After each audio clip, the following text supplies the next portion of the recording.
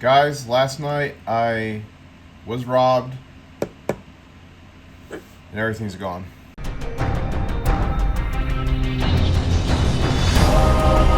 One stacker on a journey to find silver. International Stacker. Hey guys, International Stacker. Long story short, last night around 11:58 p.m., I was robbed. It was a home invasion, like 6 people. All of them had bigger guns than I had.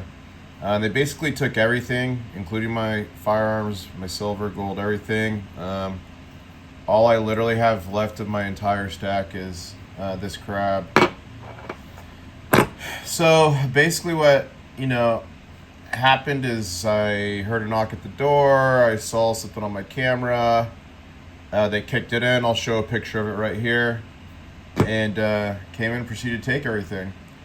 I should have really listened to all of you in the comments telling me over the years not to show my stack, that I was going to get robbed. I was an idiot. Because it happened. And believe it or not, the robbery only lasted about 2 minutes. Once it was over, I looked at the clock and realized it was midnight. Exactly, 12:01.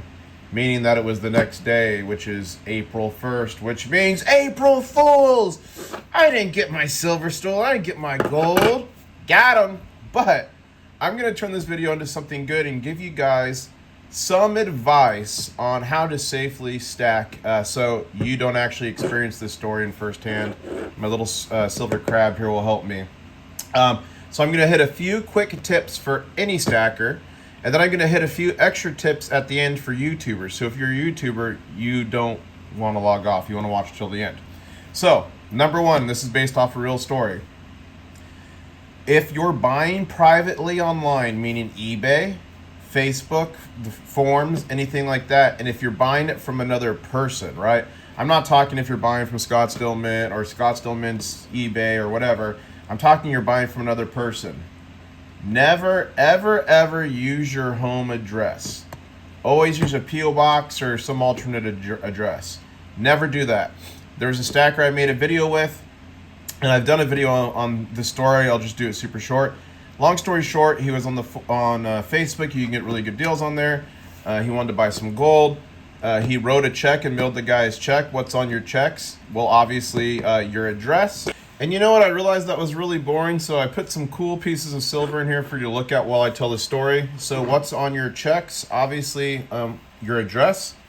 Long story short, he never got the gold. And he awoke to 2 armed guys breaking into his house, breaking into a safe, and he got in a gunfight with them with his AR-15. Shot 1 or 2 of them. Anyways, the guys got caught. But it was a lot of drama, legal issues, and long story short, didn't get charged or anything, but could have gone really wrong. He could have died, his family, etc. He could have gone to jail. When you're in the heat of the moment, you might not weigh like the legal implications or everything perfectly. Okay, so that's lesson number 1. And really quick, I forgot to mention, if you're buying privately in person, go to a police station. Look up your local police stations. Many of them have parking areas with cameras and everything set up just for these exchanges. And make sure the person you're buying from knows you're going to be meeting them at a police station to buy it. And that should help weed out a lot of the potential dangers there as well. Lesson number 2 is do not tell a soul. Do not tell a soul you're stacking. It's fun to stack. It's fun to prepare.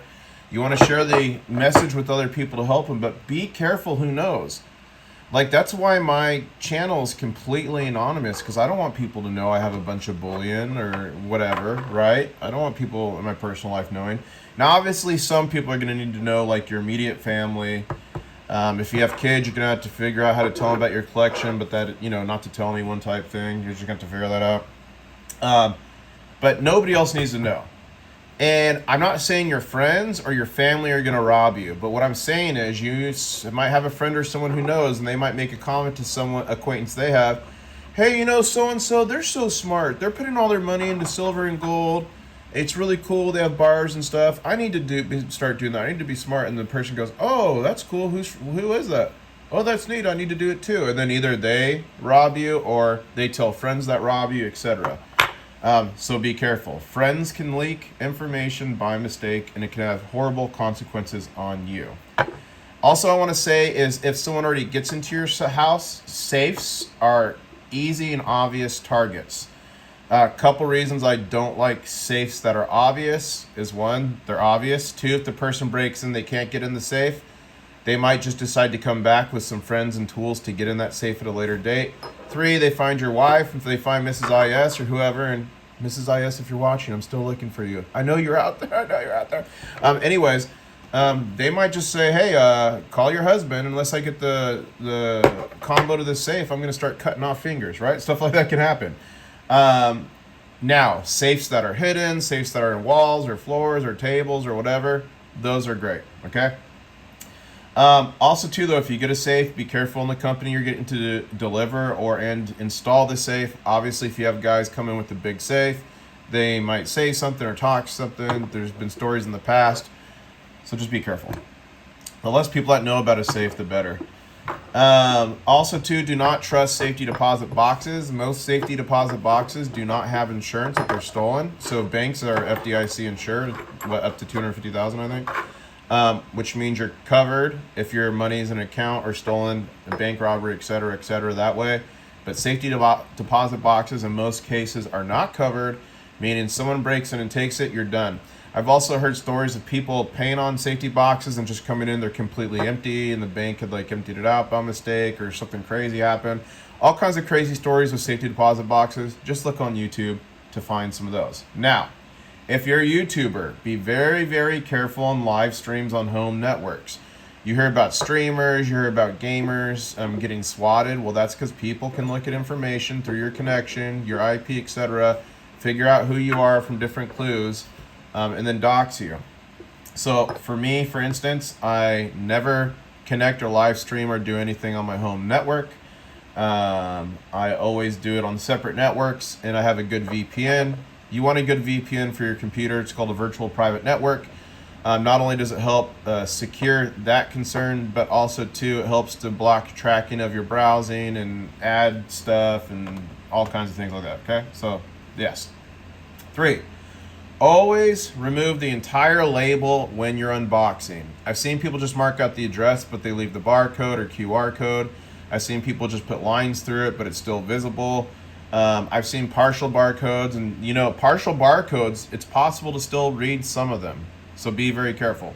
So long story short, either flip the package upside down if you want to be lazy and never flip it back, or remove the label completely. Don't just black it out with a pen.